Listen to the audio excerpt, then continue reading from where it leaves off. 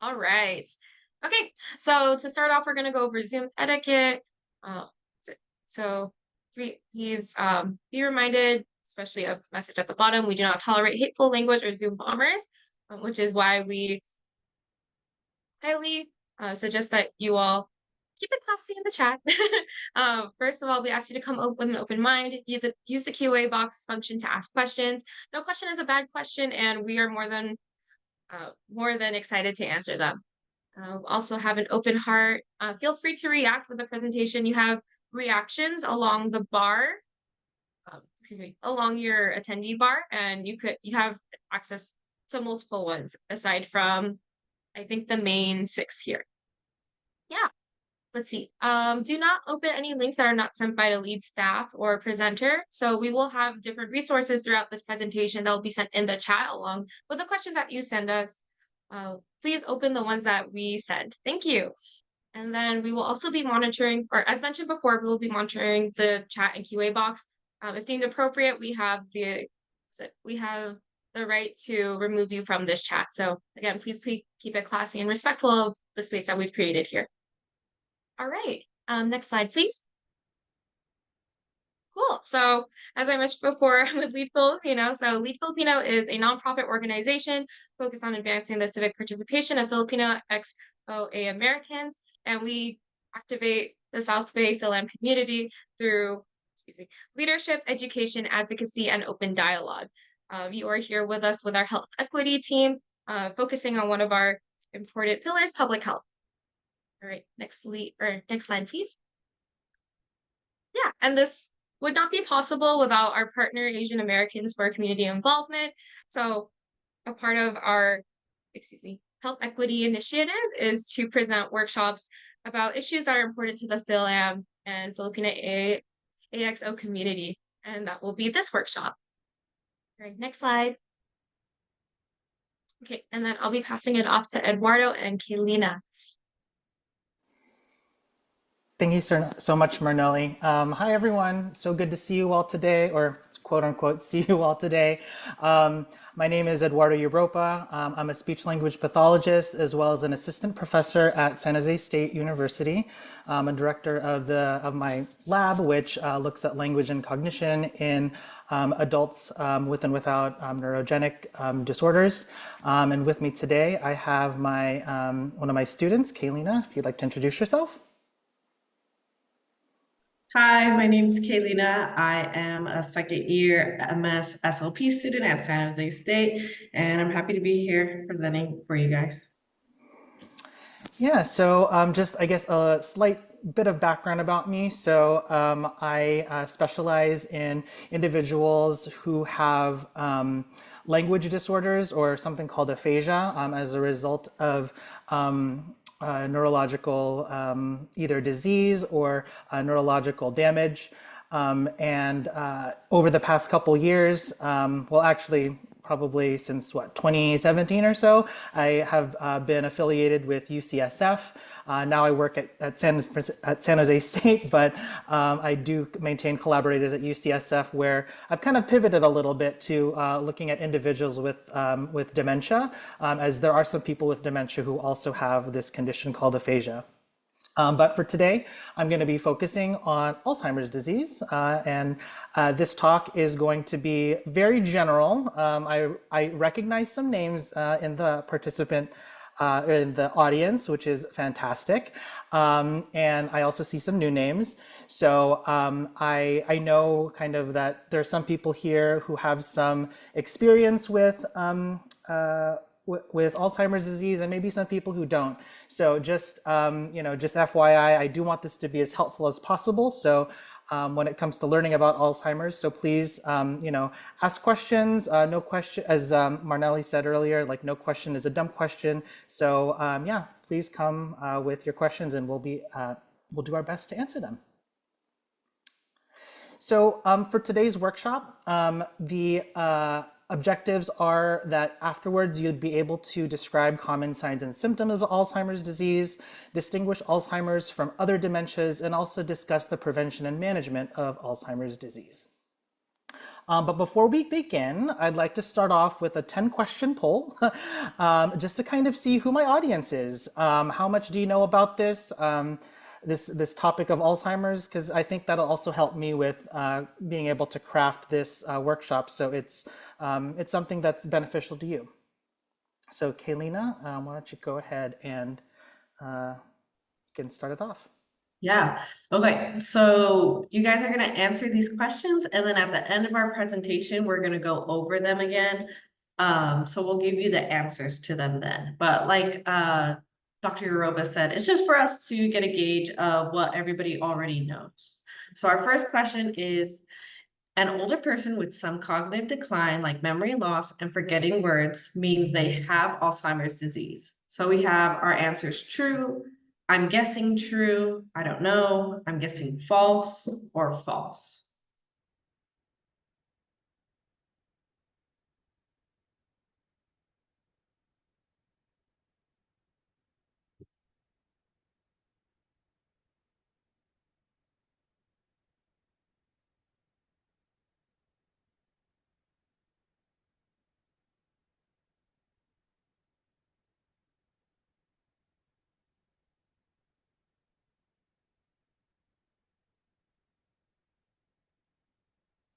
I guess, is everyone seeing the poll? It looks like only about 2 people participated so far.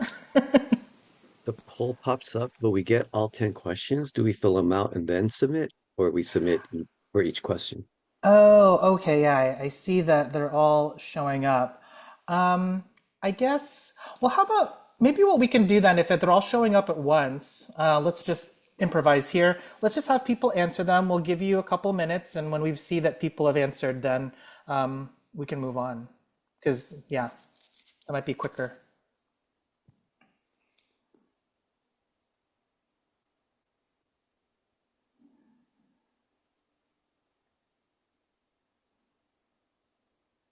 And I guess as people answer them, I don't know if Kaylina, you want to, well, we'll just have people answer them. It's fine.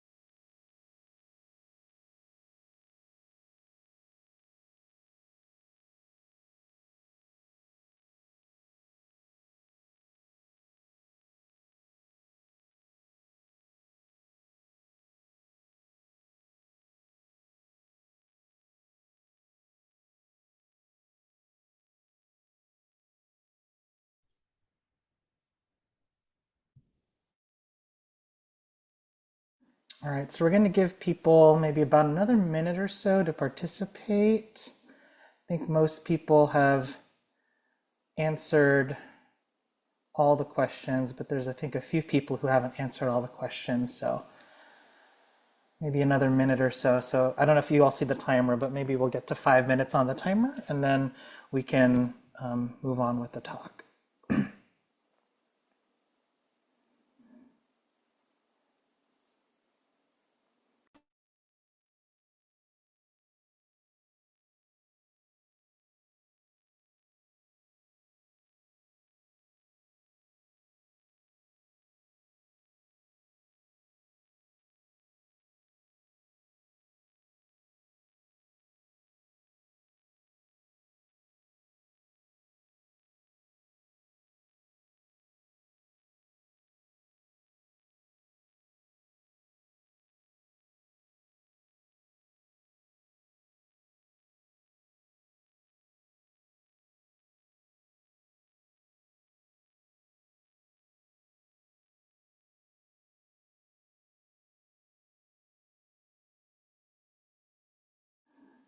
All right, why don't we go ahead and end the poll? Awesome. Okay, so yeah, I've been monitoring it. And yeah, there's some questions here where people are,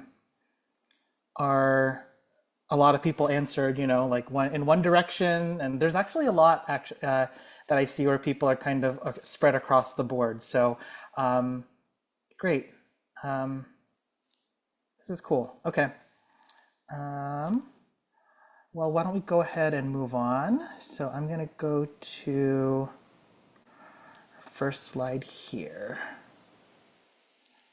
And I guess I'll just close this poll box.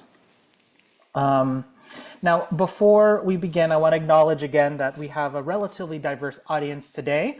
And again, this talk will primarily be educational, but to motivate the reason for the talk, and it's with L.E.A.D Filipino and the Asian Americans for community involvement, I'd like to present some interesting statistics on Asian Americans and Alzheimer's disease from the Alzheimer's Association. So first off, more than about half of Asian Americans believe that significant loss of memory or cognitive ability is a normal part of aging, which is not true. This idea can be really dangerous because people might brush off early signs and symptoms of Alzheimer's disease and then subsequently miss out on early detection and treatment of Alzheimer's disease, which can be really critical to prolonging life. And despite this belief about memory loss being normal, almost half of Asian Americans say they are concerned about developing Alzheimer's or dementia. So kind of taken together with these two statistics, that suggests that more education and outreach about dementia and Alzheimer's is really needed in our communities. For those Asian Americans living with Alzheimer's or dementia or caring for someone with Alzheimer's or dementia, only 12% report that they have no barriers to receiving excellent care. And while many different Asian American groups are known for placing importance on family and community, about a quarter of Asian Americans report a lack of family support as a barrier for accessing Alzheimer's or dementia care.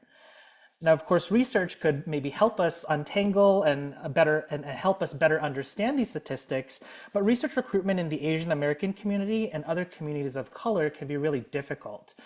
There's a long and complex history of unethical research on people of color in America. So at least for me, it's actually not too surprising that there is almost half of Asian Americans believing that there's that medical research is biased against them, which to me, what I interpret from that is that we need more what we acknowledge as community-based participatory research. And this is a research approach where community members are involved in all aspects of the research process. And it's kind of how I've pivoted my research as an assistant professor, and I see more people doing that. And certainly L.E.A.D Filipino does that with all their engagement within the community. But this reported bias against Asian Americans in medical research really feels real when we look at clinical trials that are funded by the National Institutes of Health. While Asian Americans represent about 7% of the U.S. population, only 1% of participants in U.S. participants in U.S. clinical trials in 2018 identified as Asian American, and only less than 1% less than half a percent, 0.17% of the NIH budget between 1992 and 2018 is spent on clinical research that focuses on Asian Americans and Pacific Islanders, or AAPIs. In a published review of dementia prevention trials reporting race, ethnicity, and language of intervention, only 6 of the 26 clinical trials even included Asian Americans, and none of them incorporated screening in Asian languages. So none of them use any culturally validated tools. And when searching for Alzheimer's disease and related dementias research, or ADRD research on Filipino Americans or even Filipinos, results are even more limited. I know of Dr. Dominguez in the Philippines who does study Filipinos and dementia, but yeah, even in the states, it's something that we are trying to actively push for. There was one Northern California study that was conducted with patients at Kaiser Permanente, actually. And they found that Filipino Americans in their cohort that they studied had the highest incidence rate of Alzheimer's disease and related dementias when compared to other AAPI groups. And why this is the case is still unknown, and it's likely due to many different factors. The study's authors noted that their results were really similar to reported patterns of cardiovascular risk amongst AAPI groups, suggesting that maybe cardiovascular disease or cardiovascular factors might play a role in why they got the results they did. But we should also note that there are Filipino and cultural and religious beliefs that can also influence expectations of aging, as some have reported anecdotally that getting dementia is quote unquote God's punishment, so we're just going to let it be. Or this idea of ulyanin, or becoming forgetful, which is just simply part of growing old, which, as we mentioned before, can be kind of a dangerous idea to have. So this is a dangerous idea because people can miss early warning signs. And this figure here illustrates how we might expect cognitive ability to change over time in different scenarios. So I'll walk you through this figure. Let's start off with normal aging. So normal aging is shown here in the green. And in normal aging, we might expect some slight decline in cognition, somewhere around in our 60s, as you can see here with this yellow arrow. And for some people, this decline might start a little earlier, and for others, it might start a little later, like in their 80s or 90s. And this slight decline might also come in the form of slower thinking or slower reaction time, more moments of word finding where you can't find the right word, or you might say the wrong word, or a bit of forgetfulness. But for the most part in normal aging, people might remember the word they were going to say, maybe eventually get to the thing that they were thinking about, or remember the thing that they couldn't remember before, and they're still able to function independently in activities of daily living, meaning that they're still able to eat, use the bathroom, get dressed without the assistance of other people. And just really quick, above that line is this super agers line shown in orange. They're a really interesting group. On cognitive tests, they surpass people who undergo normal aging, meaning that they experience little or no cognitive decline. Super agers receive scores that are comparable to people even decades younger than them. And just FYI, I'm not an expert on super agers. I just kind of know about them and follow the research because I think it's really interesting. But if you want to know more about that, I would point you to Dr. Emily Rogalski, who is at the University of Chicago. And she's the one who's really leading this effort to better understand super agers, because that research can actually help us, or maybe help us with better understanding intervention and what we can do for people who have dementia. So jumping down to this line with dementia, that's shown in purple here. So we can see that in dementia, cognition dips below this particular dotted line, meaning that decline in dementia is so severe it disrupts daily life, where the individual is unable to get by on simple tasks like eating, using the bathroom, and getting dressed without getting assistance from other people. Normally, the onset of dementia occurs between the ages of 50 and 70, but in my experience working with and seeing people with dementia, I've seen reports of it happening as early as someone in their late 30s. And I've also seen it start as late as someone in their late 80s. So there's a lot of variability there. The blue line on this figure is interesting because it represents something called mild cognitive impairment, or MCI, which may or may not develop into dementia.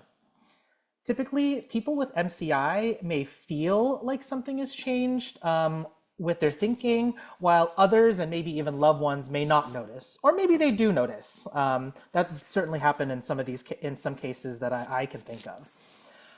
Individuals with MCI are still able to function independently on activities of daily living, again, like eating and getting dressed, because you can see here that that line stays right above the dotted line. But on cognitive testing with a medical professional, you might expect someone with MCI to perform either at the low end of average across different tests or below the average range. Some people stay in that MCI category and stay in that stage and never develop dementia, but at least in my experience, that's kind of rare. And why or how this occurs is still being investigated by researchers. Catching people in this MCI stage early, catching people in the MCI stage or earlier is really important for early intervention of dementia. So recognizing the signs and symptoms is really essential. So these next several slides, Kaylina and I are going to go over 10 common early signs and symptoms of Alzheimer's disease. These are some symptoms we might catch at the MCI stage or possibly even in early stages of dementia due to Alzheimer's disease. After learning about these signs and symptoms, please remember that one sign or symptom is enough to go see a doctor, especially if the concerning behavior seems worse than usual and the change in behavior can't be explained. So, for example, lately I've noticed in myself that my thinking has gotten a little slower. It's taken me a little bit more time to find some of the right words. But this is explained by the fact that I haven't been getting poor sleep because my husband and I just had a baby 7 weeks ago. Yay. And she loves the late night snack. So haven't been getting a lot of sleep, but these aren't signs of dementia or Alzheimer's because it's explained by something else. Poor sleep is an example of how slowed thinking and other dementia-like symptoms could be potentially reversible. Another example of this is a patient who I saw who reported having recent difficulty at work. She was talking about how, there are these tasks that she's been doing for years, and she was very familiar with them, but she was having difficulty with them all of a sudden. And her results on cognitive testing also did show some lower than average performance. But the neurologist that I was working with did some blood work as part of her, that's standard for our evaluation, and found that she had vitamin B12 deficiency. And vitamin B12 deficiency is known to cause dementia-like symptoms. And so after she started taking vitamin B12 supplements, things essentially, went back to normal. So other than poor sleep, sleep apnea, and vitamin deficiencies, other conditions that are known to cause dementia-like symptoms that can be treated or managed include things like mood disorders, certain medications, thyroid problems, infections like HIV and syphilis, and structural brain conditions like tumors. And so as we go through the early signs and symptoms of Alzheimer's in the next several slides, Kaylina and I will give examples of each. But please remember that signs and symptoms are going to manifest differently in different ways across different people. So Kaylina, why don't you start off with the first one? Yeah, thank you. So the first one we're going to talk about is memory loss that disrupts daily life. So what this might look like is an increase in an individual forgetting important dates, events, forgetting new information that maybe somebody might told them. And this might lead to asking the same question a lot.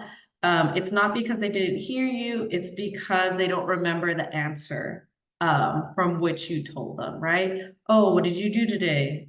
Keep talking. what did you do to get day, right? So this might be a concerning sign that something's not right in their memory processes. And it might also look like being very dependent on memory aids, and what a memory aid could look like. It could be use of post-it notes. It could be use of a digital calendar, which someone would have to rely on heavily to remember the task or information that they need to know that is useful for their daily life. So what this might look like for typical aging. So this might be forgetting someone's name or appointment that you had. You forgot to go to it, but then you remember like maybe later you're like, oh, I forgot to go to my appointment. You know, that's something within that normal range that me and you do, you know, maybe on a random day. And again, this is an increase in these kinds of things. So, if you always use memory aids, like, or someone, you notice someone is always using memory aids, well, were they always using it before? If so, then, that's just how they are. It's not necessarily dementia or Alzheimer's. So the second sign is challenges in planning or solving problems. And this is especially true on complex tasks or tasks that require multiple steps. So this might look like an increase in the difficulty making or following plans. So for example, following a recipe, especially maybe a new recipe, or tracking bills over time. I know that there are a lot of apps now to help for that as well. But if it's something that, if they did it in a certain way, and then all of a sudden, like they're still trying to do it in the same way, but having difficulty, that could, potentially be a sign there. Difficulty working with numbers or concentrating on particular tasks. And again, difficulty with familiar tasks. And specifically, maybe they're able to complete familiar tasks, but if it takes them a lot longer, and maybe this is more of a cognitive task, then, again, that might be like I wonder if something's going on here. Now, what's not Alzheimer's disease or dementia is if you make errors once in a while when managing finances or household bills. I mean, we're human, right? Like every once in a while, we might miss a line, when we're figuring out a budget or whatever. That happens, we make mistakes. But if this is something that is happening more often, then that might be something where you might think, I wonder if something's going on here. Yeah, and to continue, so number 3, we're talking about difficulty completing familiar tasks. Like Dr. Europa said, it might be concerning if you see an increase in your loved ones or yourself. You're having trouble doing things that you're usually used to doing, like maybe finding your way to the grocery store. Maybe you get lost now. Maybe you don't know where you are. Difficulty organizing a grocery list, right? This should be a very simple task to do for most of us. We look, see what we have and write down or jot down in our memory. But if this is being difficult for some of us, this might be a sign of dementia. And then, like we said, maybe difficulty remembering like a game that you usually play, or maybe a recipe that you usually know how to do without any aid. That should be something maybe take notice of. And then what is not dementia would be maybe for our older generation is navigating like a smartphone. If they don't know how to do it because they never already knew how to do it, that shouldn't be concerning, right? But if someone who has always been on top of new technology and they love learning new stuff, that might be concerning that they can't navigate their smartphone. So like we said, it really depends on the person and their prior personality. If they're very tech savvy, maybe they weren't tech savvy to begin with. So that wouldn't be an alarming detail.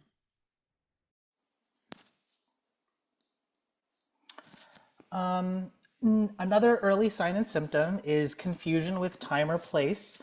And in my experience, I've seen this more often happen kind of not super early, kind of a little bit I don't know, like maybe a year. It can happen like a year or two in, but for some people, it can happen like at the very beginning as well. And this is where you might see an increase in individuals losing track of the date, season, how much time has passed. And this might come across as them stating the wrong date or day of the week more often. Maybe saying the name of the wrong season when you're in the middle of a season, right? Like you're in the middle of winter, the middle of summer, and they're calling it the other one. However, I will state that, in California and the Bay Area specifically, it might be a little more difficult because seasons can be a little less distinguishable. So, keep that in mind. And then also this might come across as being completely way off when time has passed. So maybe stating only 10 minutes has passed when it's actually been more like an hour, or vice versa. Another manifestation of this is misunderstanding what's happening if it's not occurring at the present moment.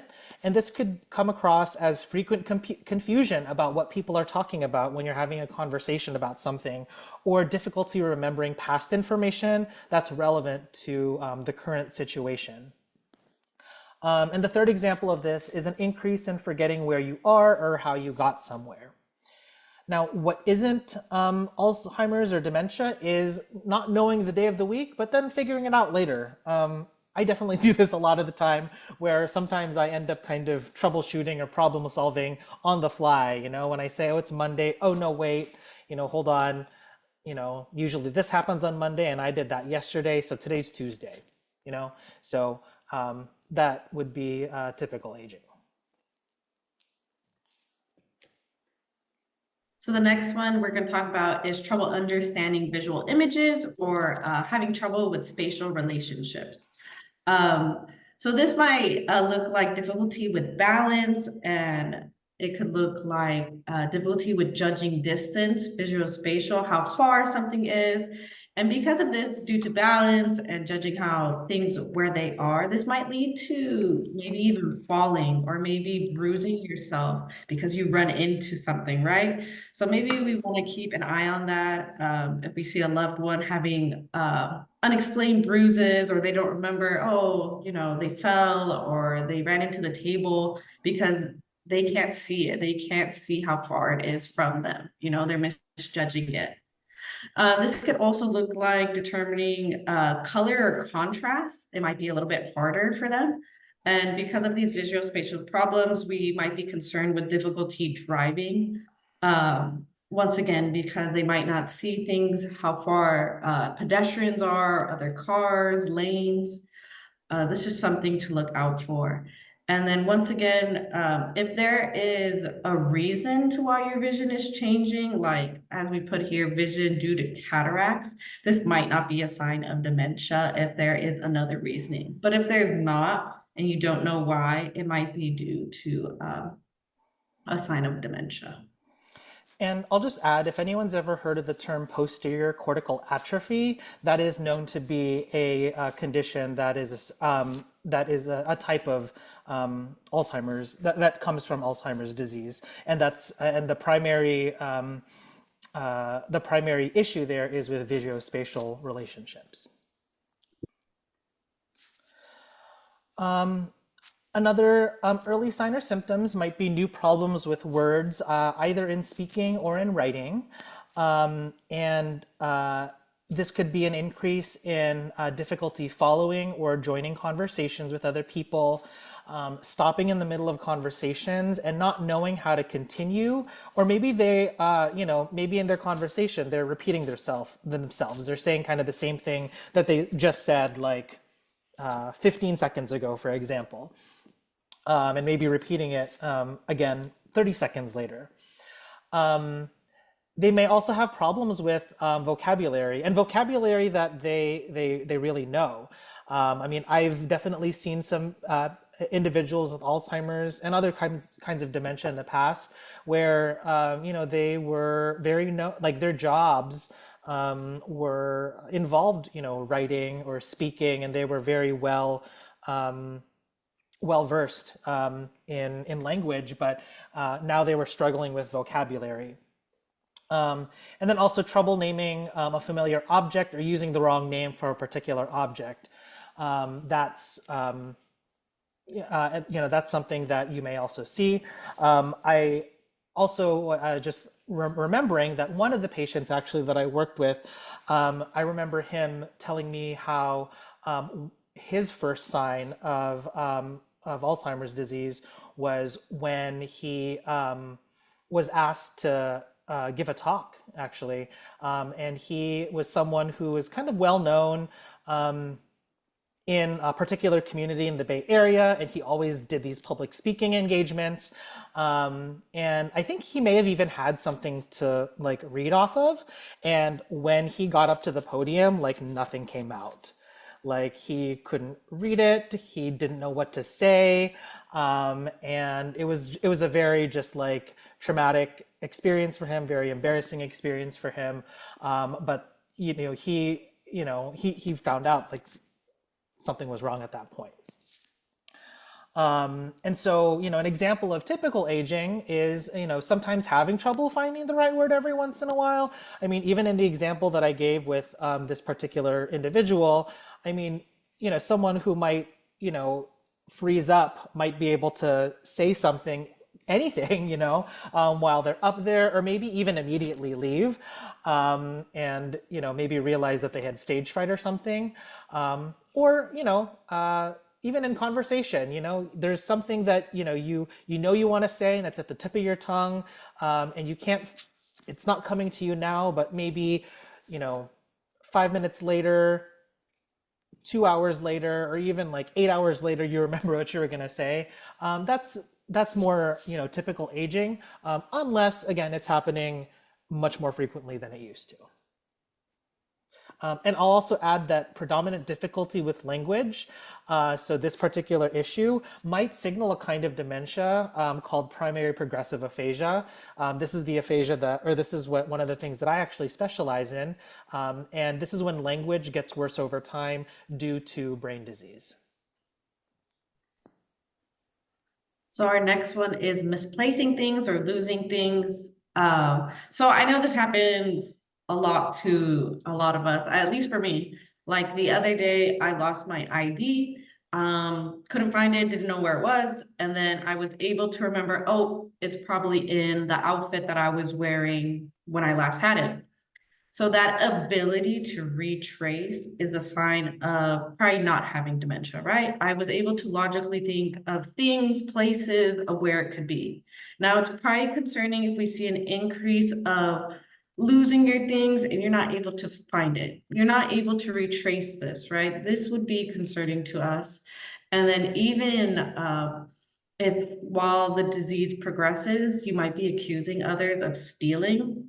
This could look like a behavior change in your loved one, someone you know, and they get very defensive. Well, if I can't find it, it must have been somebody took it.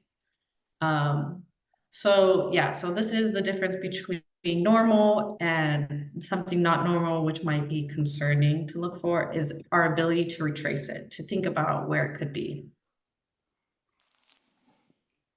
Next is an increase in decreased or next is decreased or poor judgment, which can manifest as an increase in changes to judgment or decision making.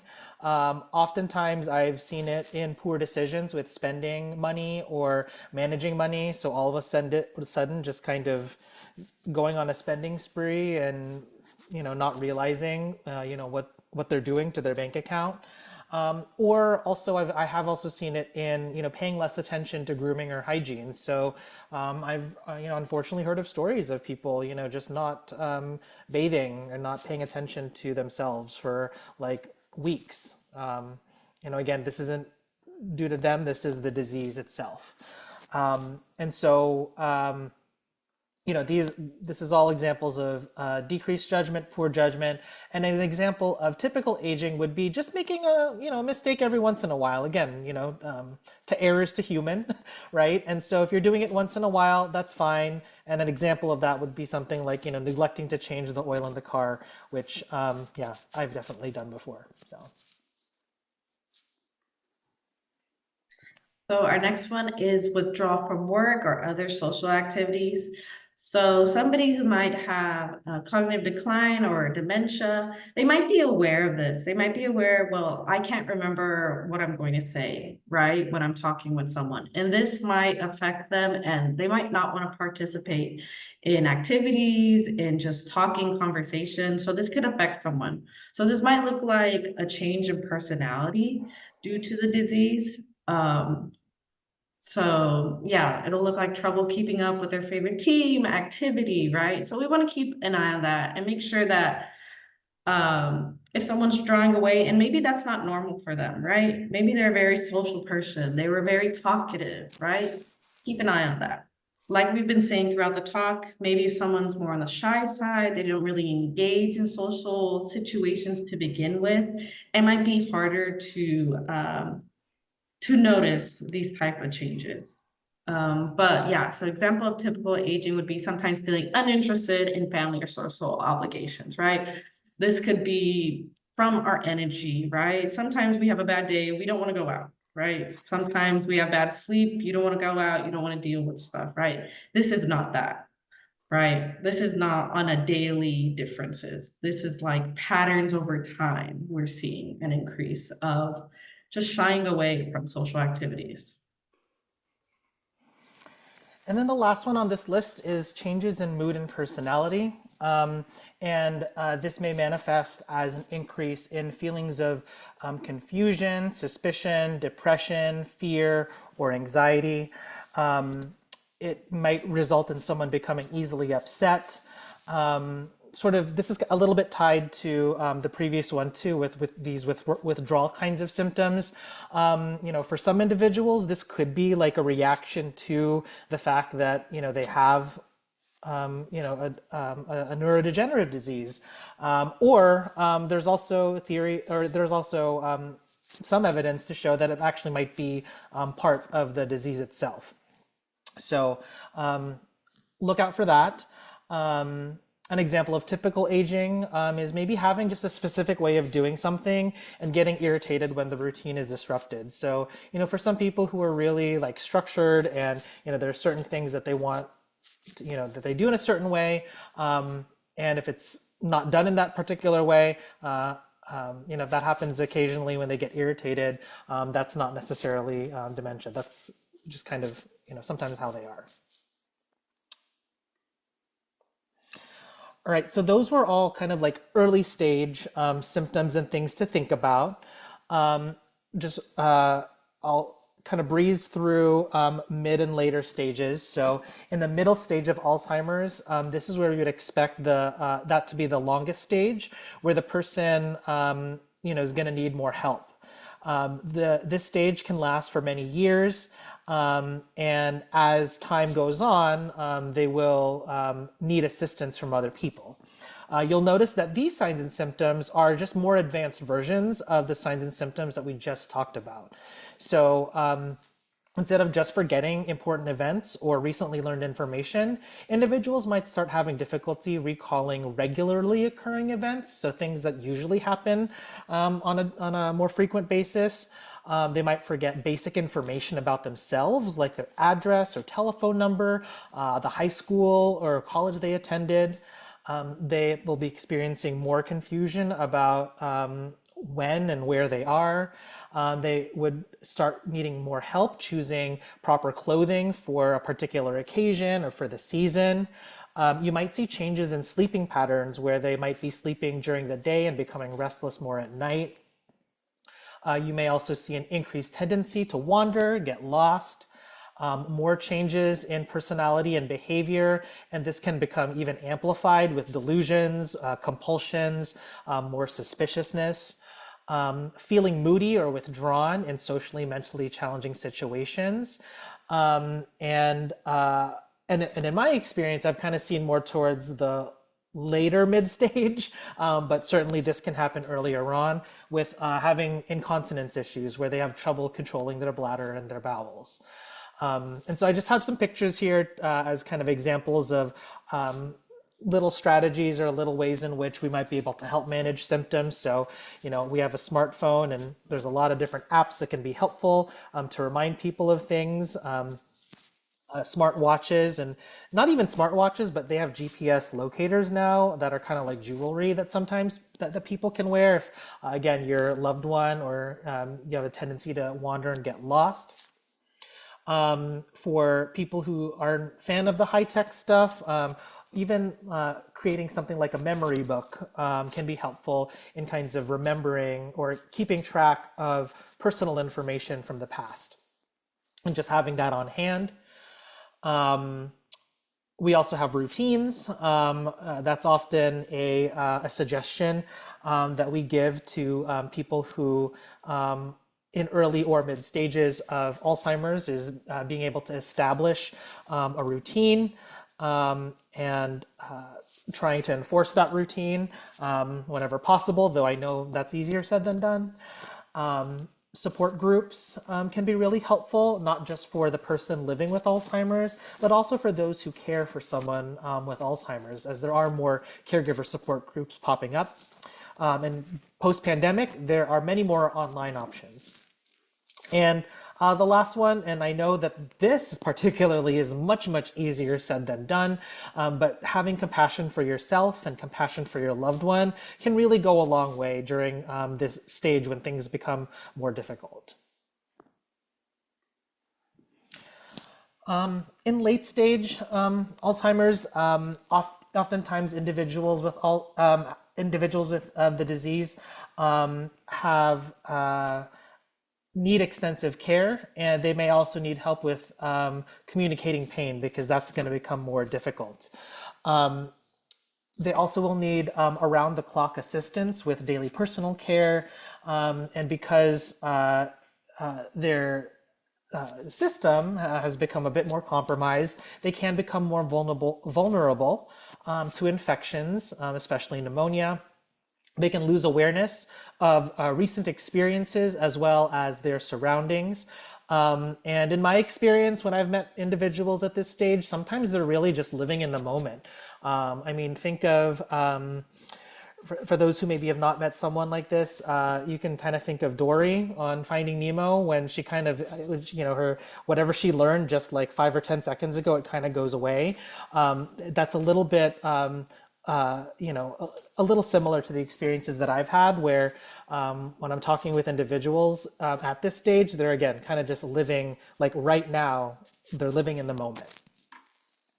They might be experiencing changes also in physical abilities, which, that covers a lot. So that includes walking, sitting, and eventually swallowing, which then makes eating and getting proper nutrition difficult.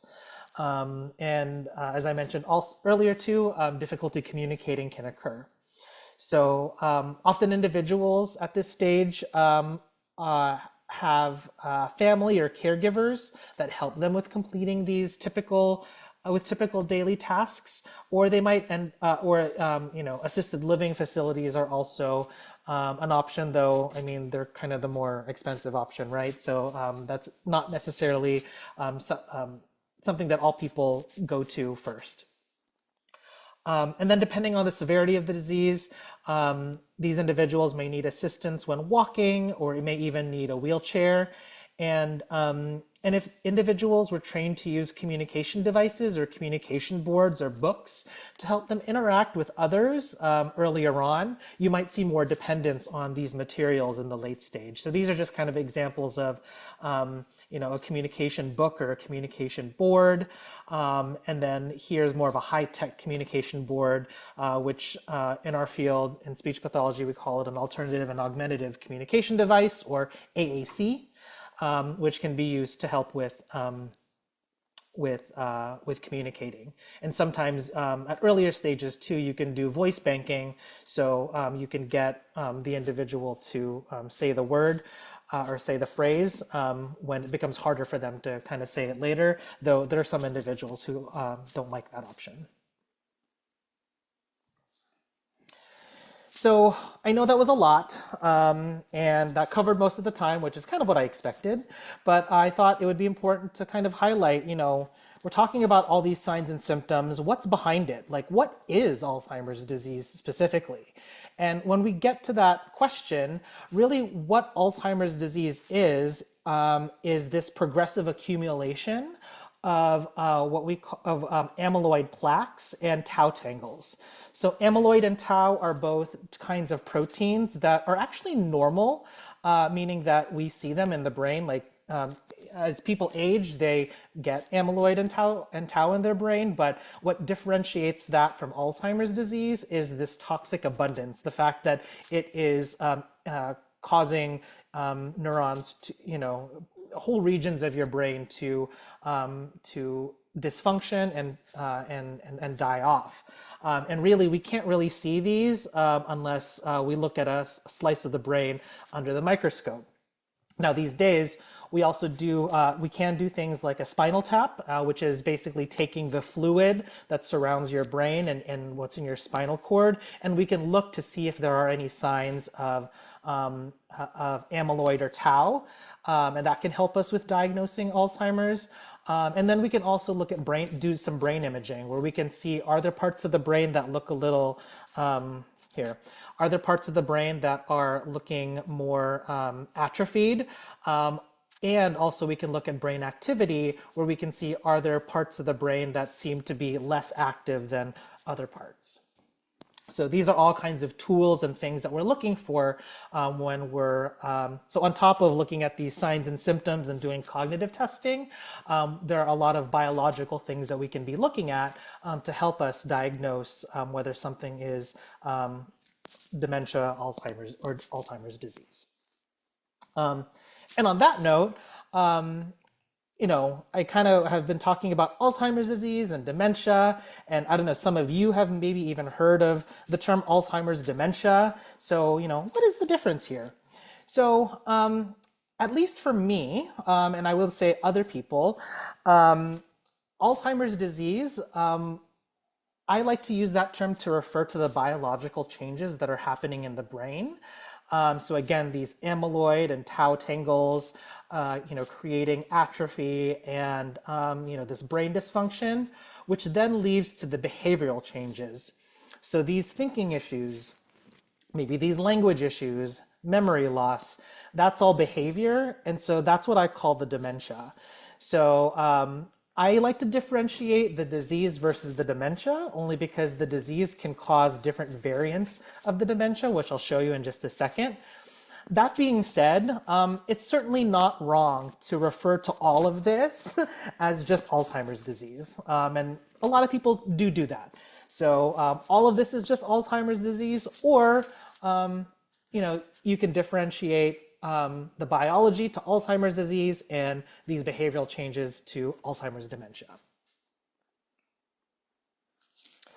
So Alzheimer's disease or Alzheimer's dementia is just one of many different kinds of dementias. Other common dementias include frontotemporal dementia, or FTD, Lewy body dementia, or LBD, and vascular dementia. There are other types of dementias as well, but I'm not going to cover that here. And dementia is just one of many different kinds of neurodegenerative diseases, or diseases that affect the brain and or diseases that affect the brain and the spinal cord. That's what neurodegenerative means. So that might include, motor neuron diseases like ALS or PSP. These diseases that affect our brain cells, the neurons themselves.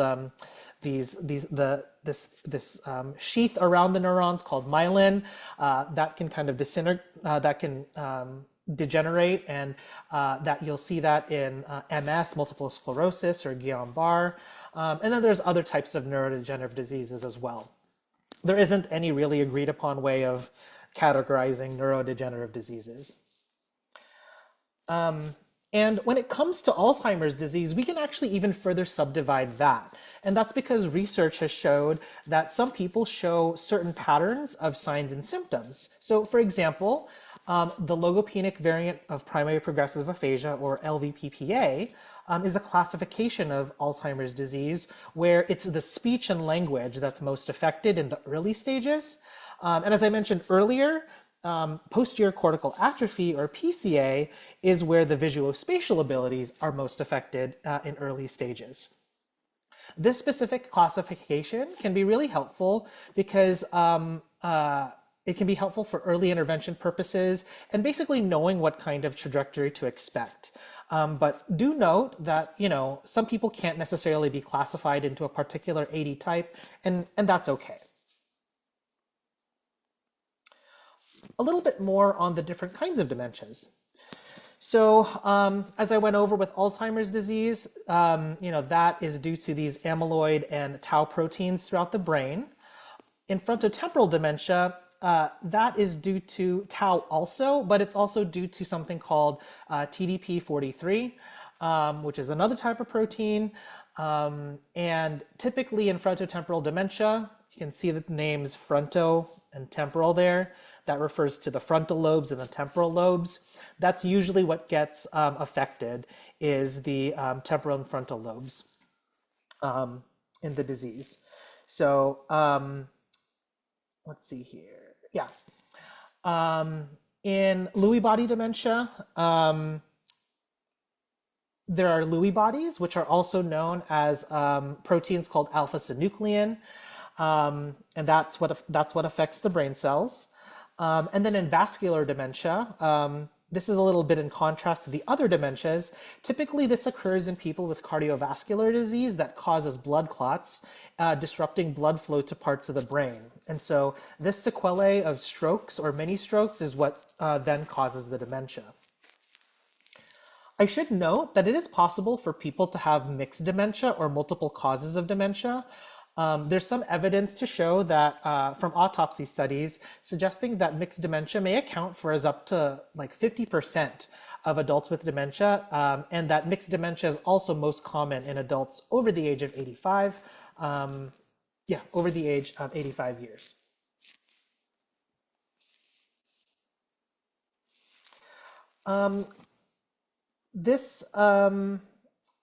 And so we've talked quite a bit already about Alzheimer's disease, so I won't go into the symptoms that are listed there.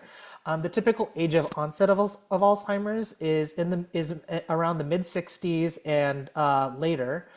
Early onset Alzheimer's disease can occur, and we would use that term early onset Alzheimer's when symptoms start in the early 60s or younger. FTD has three primary subtypes. One subtype of FTD results in behavioral symptoms occurring earlier on. Another subtype results in movement symptoms occurring earlier on.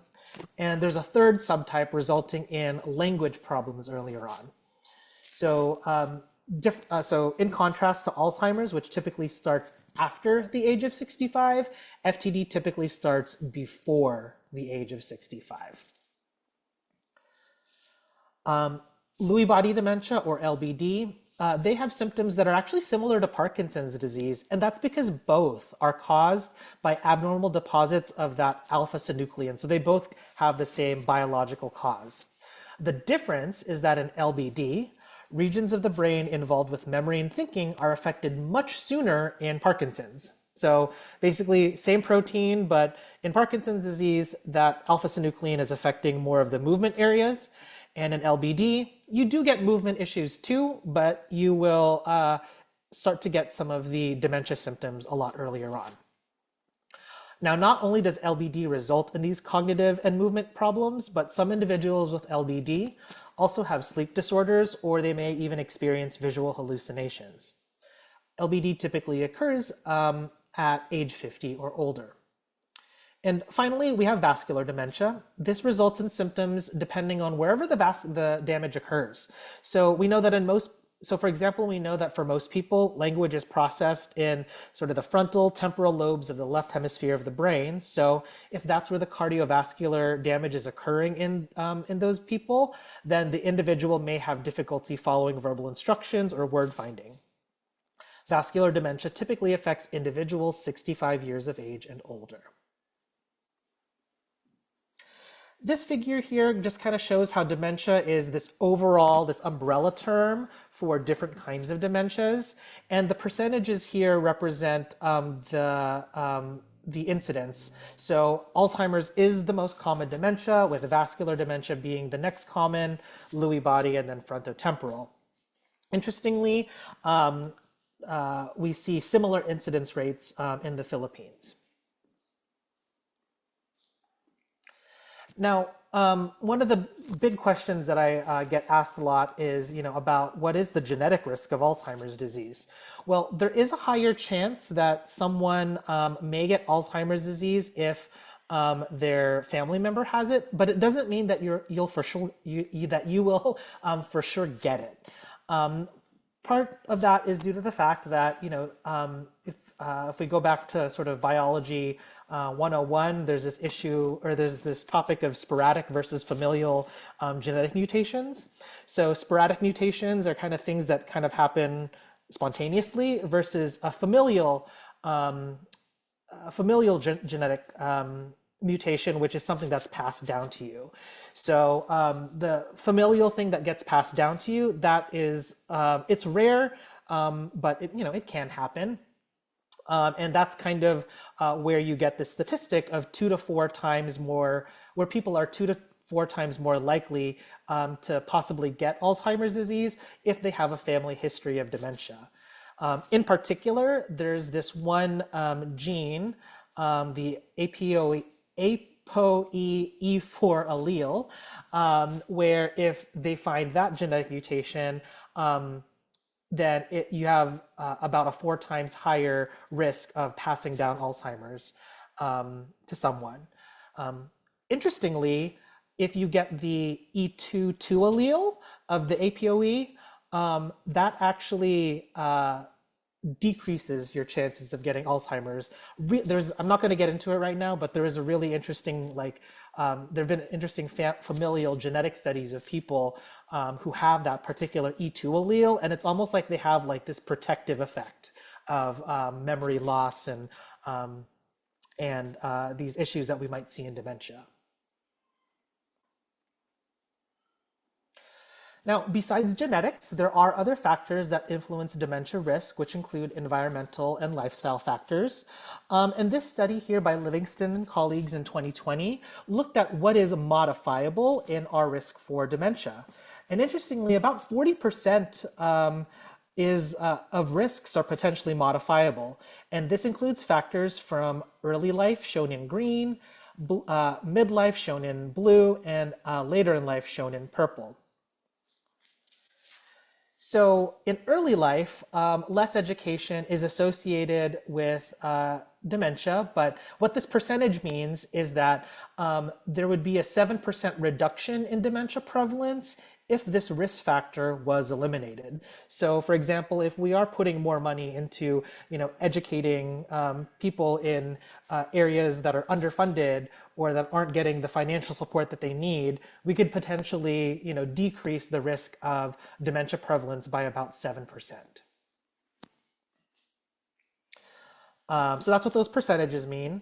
At midlife, hearing loss is at 8%. There's also traumatic brain injury, meaning someone getting their head injured. Anyone who's hypertensive, that's been associated with dementia, or that's also a dementia risk factor. Increased or abundant alcohol consumption, and also obesity. Later in life, things like smoking, depression, social isolation, physical activity, air pollution, and diabetes also can increase one's risk of dementia, or does show some association with dementia risk. So, this study, it was a review study, meaning that it kind of looked at all these other studies and did some analyses and found out that, if you add up all these percentages, that's about a 40% potential reduction in dementia prevalence if these risk factors are addressed and eliminated. And so these are the ones here, and this is dementia, by the way. So this is kind of moving beyond Alzheimer's. We're not just talking about Alzheimer's here. We're talking about all the different kinds of dementias. So I'm going to pass the baton to Kaylina actually to talk a little bit about hearing impairment and how that risk and how that's associated with dementia risk. Yeah, so like Dr. Roper said, we're going to talk about hearing loss and how it relates to dementia. In order to start off there, I want to talk a little bit about hearing loss in normal aging and what we would expect. So on the screen, we have two graphs. On the left-hand side, we have what is normal typically for females, and then on the right graph, we have what is typically normal for males. So the reason why we might see differences between the sexes is because men are historically more involved in jobs and occupations that have very loud environments, maybe the military or construction.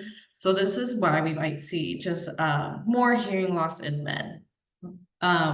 So to start off with, in understanding these graphs, so at the top, it says frequency. So this is sort of like the pitch of sounds that we're able to hear. So on the left-hand side, you would have very low tones, and then on the right-hand side, it'd be very high-pitched sounds. So as we get older, our ability to hear those higher frequency sounds just goes down. We need to hear it at a louder level to hear them. So that's what we have on the other side of the graph is the hearing threshold. So that describes how loud you need to hear it, how loud the sound needs to be in order for you to hear it. So as we see at 8,000, at a 20-year-old is not the same as a 70-year-old, right? A 70-year-old needs to hear it a lot louder. They need to hear it at a higher volume in order to be able to hear it. So this is normal aging. This is what we should expect, right? And with this normal aging, there are some things we can prevent so we don't make this worse, right? So let's go to the next slide. So one of the biggest factors of just preventing hearing loss is volume. Being aware of the environment that you're in and being able to control what you're around, right? So maybe you like to listen to your music really loud. I would really recommend trying to do it at a lower level, or maybe your TV is really loud. And when you're able to, I would suggest maybe putting on closed captions if you feel like you might need those, right? Take breaks from loud environments. So if maybe you're around something, maybe take a step away, right? Because when we have hearing loss, you're never going to get it back.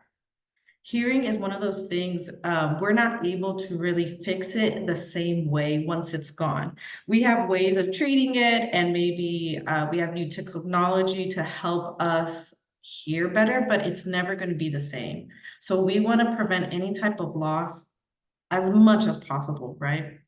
So another one that we can also use would be wearing earmuffs, earplugs when you do choose to participate in loud situations. So this might be at concerts, right? I really suggest taking earplugs for the concert. You can hear it. You can definitely feel it if you go to really loud events.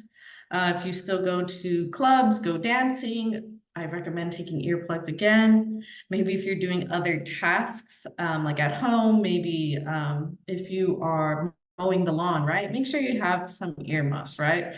Because consistent volume at a very high level can create hearing damage. So once again, we want to prevent that.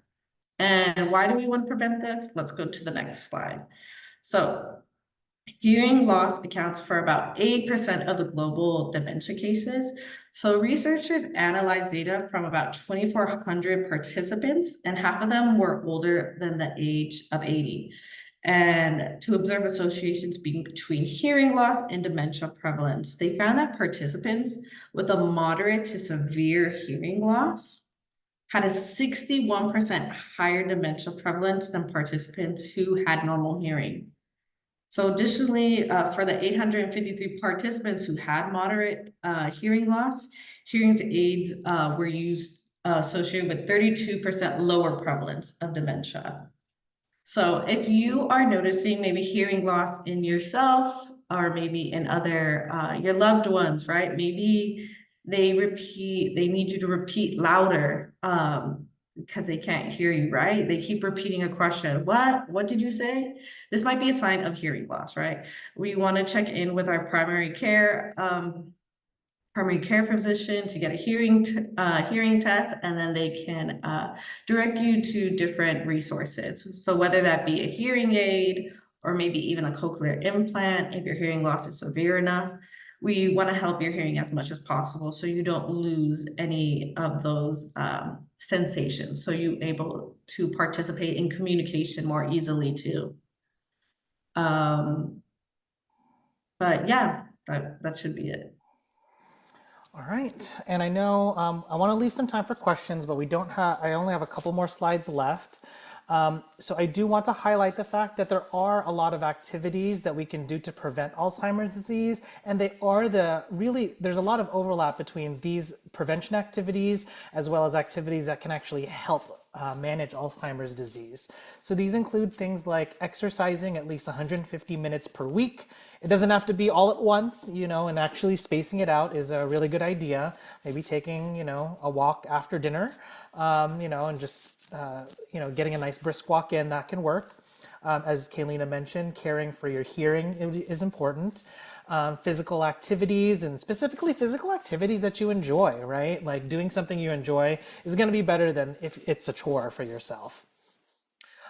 Doing things that are cognitively stimulating. So for some people that might be reading. For others it might be, it could be writing, for example. Maybe some people like to journal or like to write. Taking, doing hobbies, finding hobbies that you like to do, doing chores around the house, eating healthy, and we typically recommend the Mediterranean or DASH diets, which DASH stands for Dietary Approaches to Stopping Hypertension. There's kind of a hybrid of these two diets called the MIND diet, which stands for Mediterranean Dash Intervention for Neurodegenerative Delay. Doesn't have a great name, so we just call it the MIND diet. And that basically focuses on eating more minimally processed plant-based foods and limiting, but not necessarily eliminating, but at least limiting how much animal-based foods that are high in saturated fats and foods with added sugars. That diet also recommends portion control, but unlike other diets, it doesn't focus particularly on weight loss. Sleeping well is another activity that can help prevent and manage AD. Social engagement with family and friends, and then also just regular checkups with your PCP and other medical providers.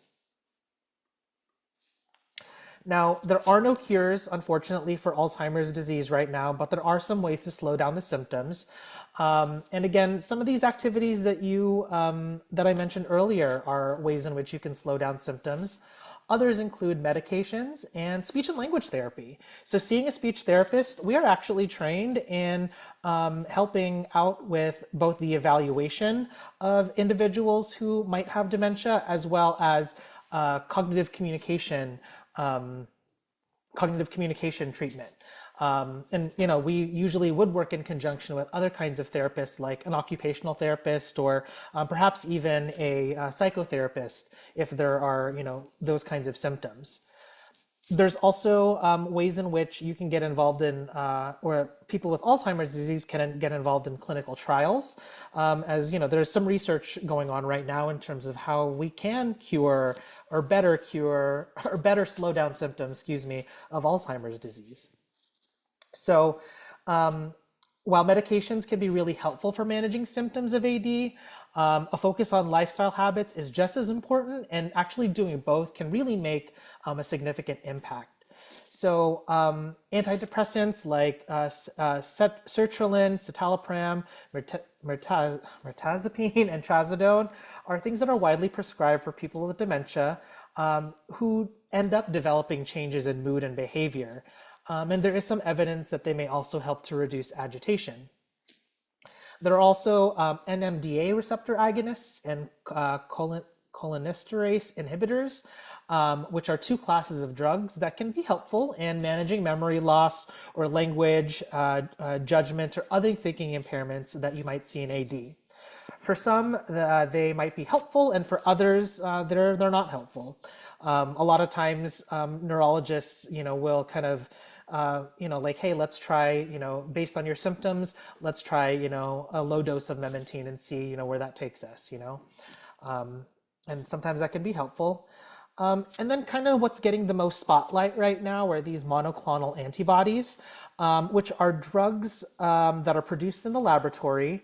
And they are these laboratory produced molecules that kind of act like antibodies that can restore or enhance or modify or mimic the immune system's attack on cells that aren't wanted, like cancer cells.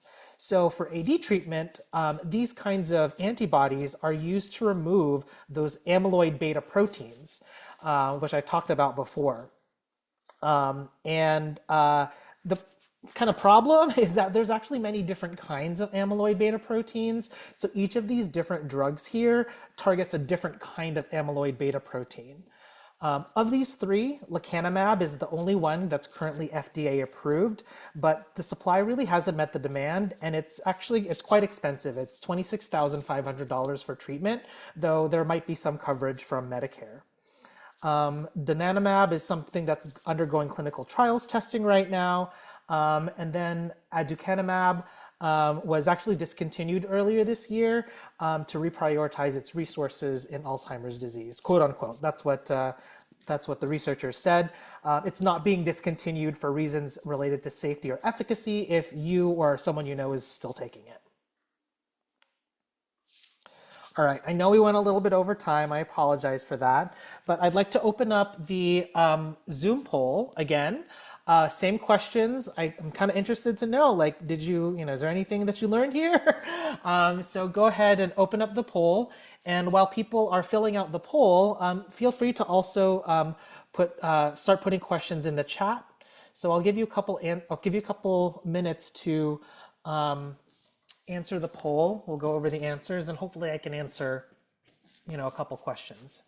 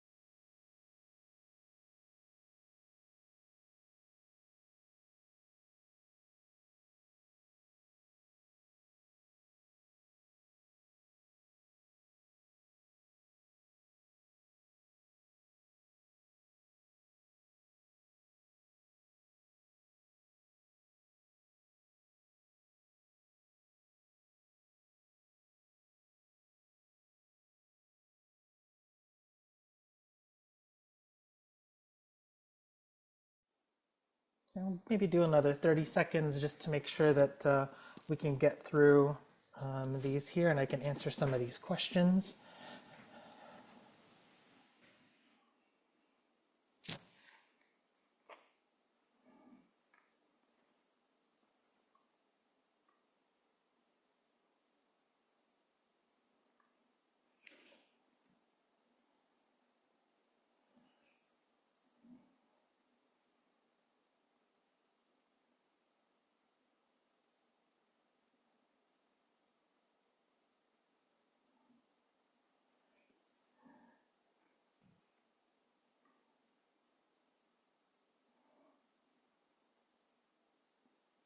Okay, I'm gonna go ahead and end the poll now so we can kind of get through these, but kind of looking at what how people answered, I think we did good. So, and I can share the results as well here so people can see how others responded. But Kaylina, do you wanna go through these here? Yeah, so our first one is we had an older person with some cognitive decline, like memory loss, forgetting words, means they have Alzheimer's disease. So this was false. So this doesn't necessarily mean they have Alzheimer's disease, like we discussed. Forgetting things and having trouble with memory might be normal, or it might just mean like a mild cognitive impairment, but not necessarily Alzheimer's disease. And I think we're just gonna, sorry, I think we're just gonna read through this just because in the interest of time. Oh, for sure. Yeah, sorry. No. Okay, so clinicians sometimes consider Alzheimer's disease to be different from Alzheimer's dementia. True. Awesome. Okay, all neurodegenerative diseases result in dementia. False. Alzheimer's disease and vascular dementia have the same biological causes. This one was also false. Number 5, on average, Alzheimer's disease begins between the ages of 45 and 64 years of age. False. That was a tricky one. 6, a person is 6 times more likely to get dementia if they have a family member with Alzheimer's disease. This one was also false. Also kind of a tricky one. Hearing loss is the largest modifiable risk factor for dementia. This one was true. Everyone got that one, yay. And then 8, a speech therapist can help in the evaluation and treatment of cognitive decline in people with Alzheimer's disease. True. And number 9, many of the activities that can help people with Alzheimer's disease are the same activities that can reduce the risk of getting Alzheimer's disease. This one was true. Number 9, go back to 9. Many of the activities that can help oh, they were the same, sorry. Yeah. And then lecanemab is an FDA-approved drug to treat people with Alzheimer's disease, but this treatment costs more than $25,000. This one was true. Yep. And I should also mention too with this last one that it's garnered a bit of controversy, lecanemab.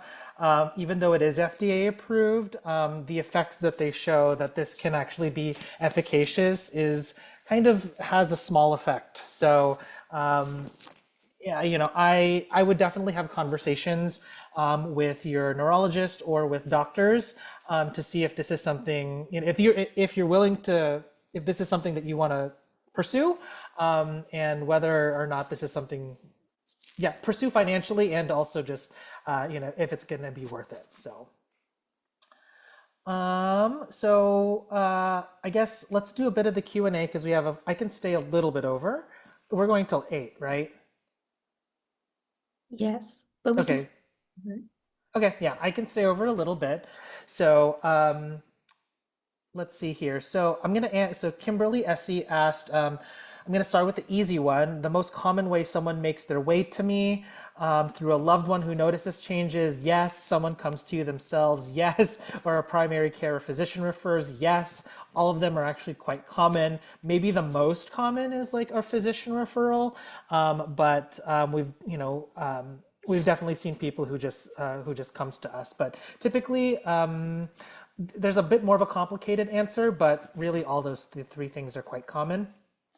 You had an interesting question about how people are starting conversations about concerns they're seeing changes in memory or behavior with a loved one.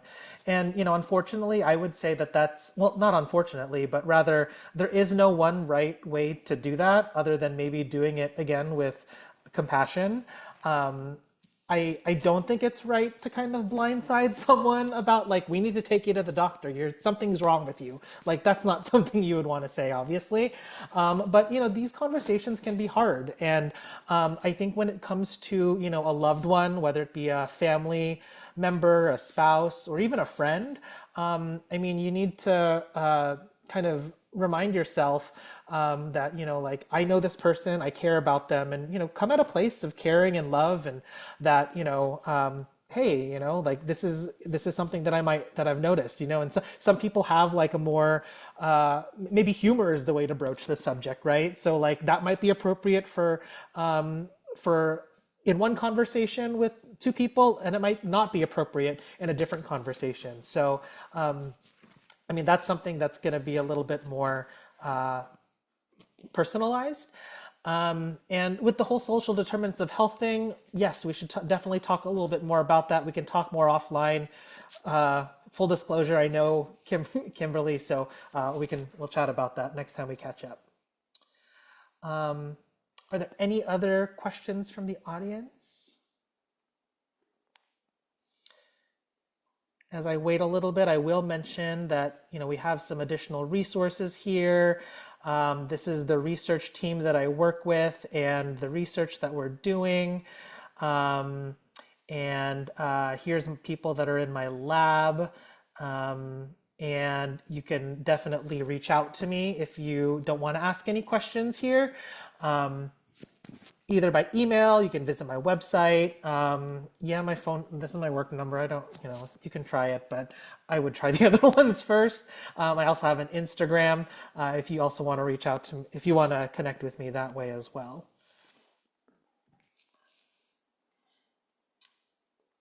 But I guess if there aren't any other questions, again, you can go ahead and email me. I'm going to pass the mic on really quick to L.E.A.D Filipino so they can make a few announcements as we wrap up. Thank you, Dr. Europa. Thank you, Kalina. So on behalf of L.E.A.D Filipino, we would like to thank you for attending this workshop. I'm sure you guys gained a lot of valuable knowledge, but we would just like to close out this meeting with a couple of announcements. So L.E.A.D Filipino is always looking for volunteers. One event that we have to celebrate our Philippine Independence Day is taking place on Friday, June 21st. It's our annual Jeepney Jam. So if you've been with us for our Fam Jam, it's kind of just like that, except this one is in the summer rather than in October. So yeah, we're looking for volunteers. And if you want any more information and you're interested, please email angela@leadfilipino.org. And then a lot of this information can also be found on our website or on our Instagram as well. Next slide, please. Yes, so we are running a campaign called Get Out the Filipino Vote. As you know, election season is coming up on November 5th. So it's very important that you vote. We are also looking for volunteers. So yeah, take a look at our bit.ly, which is also found on our website and on our Instagram. Again, if you have any questions, please email Marna Lee, and her email is just shown on that slide over there too. Next slide, please. And then happy Pride Month. Because it's June, we hold Lakbay Summit every June.